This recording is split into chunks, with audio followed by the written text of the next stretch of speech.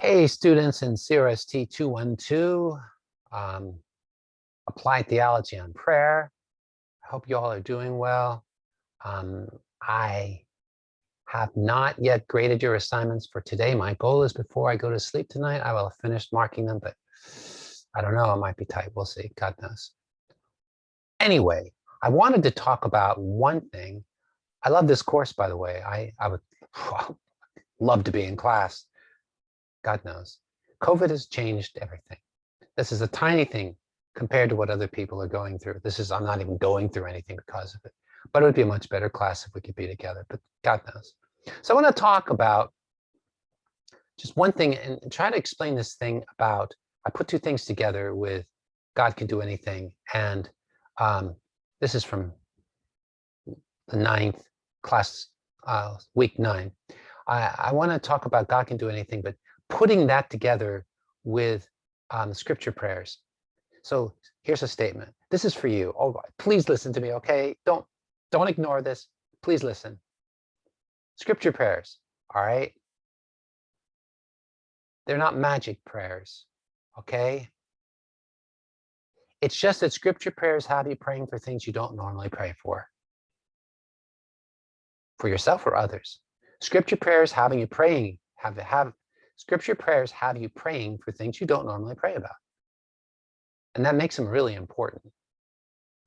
And the kinds of things you pray in scripture prayers, when you use the right scriptures. I mean, if the scripture is, and he rolled over and died, that's not a good scripture prayer, okay? I hope you figured that one out. Yeah, that's not a good, don't do that.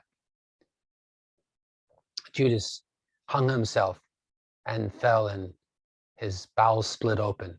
That's not a good scripture prayer, okay? I hope you know that.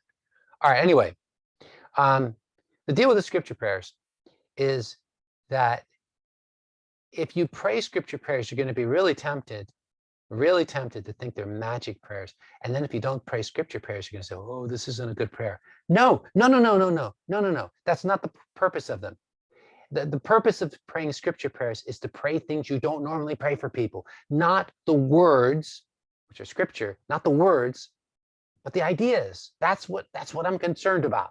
And so what you need to do is don't think that scripture prayers are magic prayers or holy prayers or special prayers. They're not special, they're not magic, they're not holy. It's just praying for things you don't normally pray for other people. Really, really important things. And if you start praying those things, you're going to change the Christian community in Pakistan. That's it. You're going to change the whole community. Because as God answers those prayers for people, people are going to know Christ, the power of his resurrection, the fellowship of his sufferings. They're going to be conformed to the likeness of his death. That's a scripture prayer from the Philippians. See, when you pray scripture prayers, the awesome thing that happens is that you're asking God to do different things, deeper things, life-transforming things. So then you take that thing of scripture prayers and you put it together with God can do anything. And the point of the question that I asked was, okay, since God can do anything, what does that mean as far as scripture prayers goes? Scripture prayers go.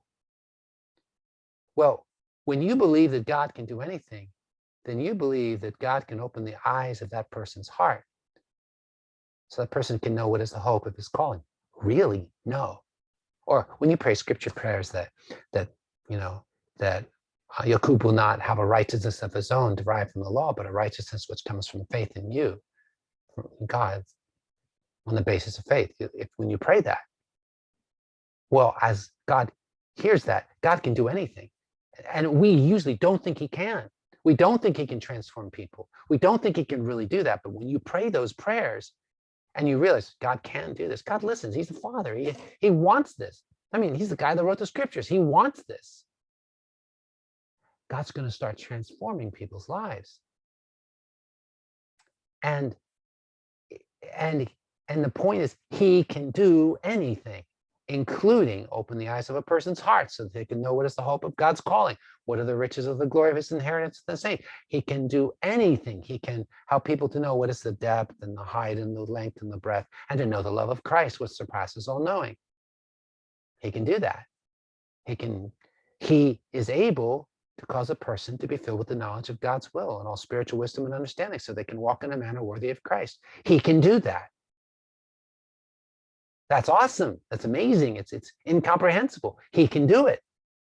So I'm saying this because I want you to recognize the fact that the point of scripture prayers is that God can do anything, including answering these incredibly profound and seemingly impossible prayers.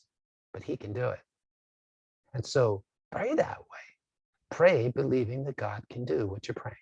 I hope that will help you. That's what I was looking for in that question. I was looking for that recognition that God is able to do the very prayers, no matter how deep and amazing they are. God is able to do those prayers. Well, I hope you just have a wonderful Sunday. God bless going.